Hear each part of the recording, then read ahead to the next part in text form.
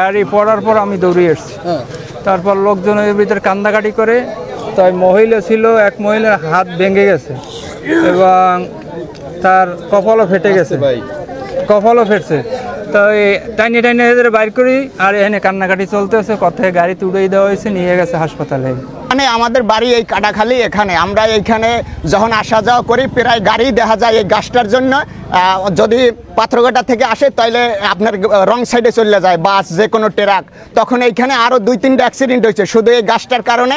আপনার গাছটার অর্ধেক মাথা কাটতে ফেলাই দিয়েছে, এর জন্য এই গাছটায় বারে বারে অ্যাক্সিডেন্ট হয়। আর এখানে যে লোকগুলা অ্যাক্সিডেন্ট হয়েছে বর্তমানে, এই যে বিআরডিসি, এটাও এখনও এই গাছটার জন্য অ্যাক্সিডেন্ট হয়েছে।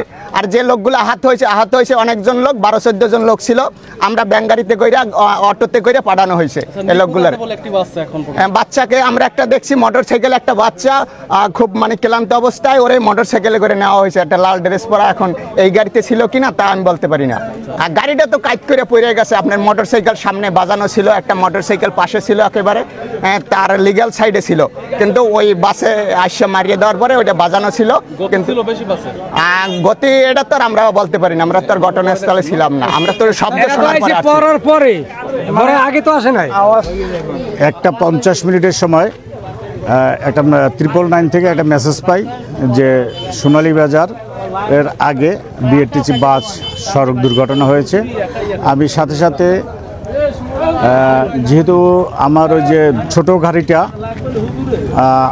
আপাতত চাক্কার অভাবে বন্ধ আছে, আমি পানিবাহী গাড়িতে উদ্ধার মালামাল সহ আমার জনবল সহ আমি দুর্ঘটনাস্থলে এসে পৌঁছাই এবং আমি এবং আমার লোকজন সহ সাথে সাথে গাড়ির ভিতরে এবং গাড়ির চারপাশে নেমে যাই, খোঁজাখুঁজি করি যে কোনো লোক মিসিং আছে কিনা।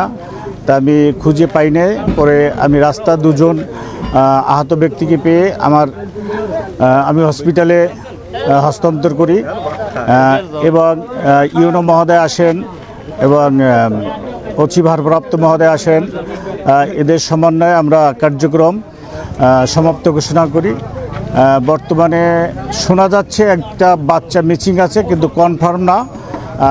এটা শুধু ওর অভিভাবক একবার বলেছে, এরপর ওরা হসপিটাল থেকে বেরোয় গেছে। এখন বাচ্চা পেয়েছে না পায়নি এটা আমরা সম্পূর্ণ মেসেজ ক্লিয়ার জানি না।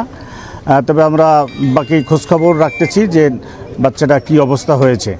ইউনো মহোদয় আমাকে জানিয়েছেন যে কর্তৃপক্ষের সাথে যোগাযোগের মাধ্যমে, বিশেষ করে বন বিভাগ, ওদের সাথে যোগাযোগ শেষে আমরা যদি সর্বসম্মতিক্রমে সিদ্ধান্ত হয় যে গাছ কাটতে হবে, তাহলে সেক্ষেত্রে আমরা গাছ কাটার চিন্তাভাবনা করব। আজকের অ্যাক্সিডেন্টটা এখন এই আপনারাই লক্ষ্য করেন, এই পাথরঘাটা টু কাকচিড়া রাস্তায় যে কিছু শিশু গাছ, কিছু মেহগনি গাছ আমাদের রাস্তার ভিতরে হয়ে গেছে। এই রাস্তা গাছগুলো ঝুলে রয়েছে, যদি এইগুলো কেউ অপসারণ করে তখন অনেক মানুষ আসে, এই গাছ কেন ধরলা, কেন কাটলা। কিন্তু এখন যে অ্যাক্সিডেন্টটা হয়েছে, এখন যে সমস্যাটা হয়েছে, এখন আর কোনো লোক এখানে থাকবে না, গাছটা কাটলেই সমস্যা।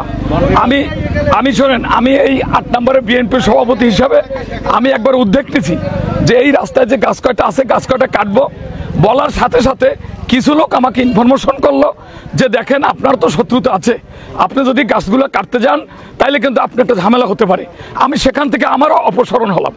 আমি আপনাদের মাধ্যমে আজকের বিনীত অনুরোধ করব, এই রাস্তায় ডিস্ট্রিক্ট বোর্ডের যতগুলো গাছ আছে, যেই জায়গাটায় রাস্তার ভিতরে যেটুক, এই গাছগুলো একটু কাটার জন্য আমরা সবাই এলাকার বন বিভাগের কাছে বিনীত অনুরোধ করছি এই গাছগুলো অপসারণ করবে।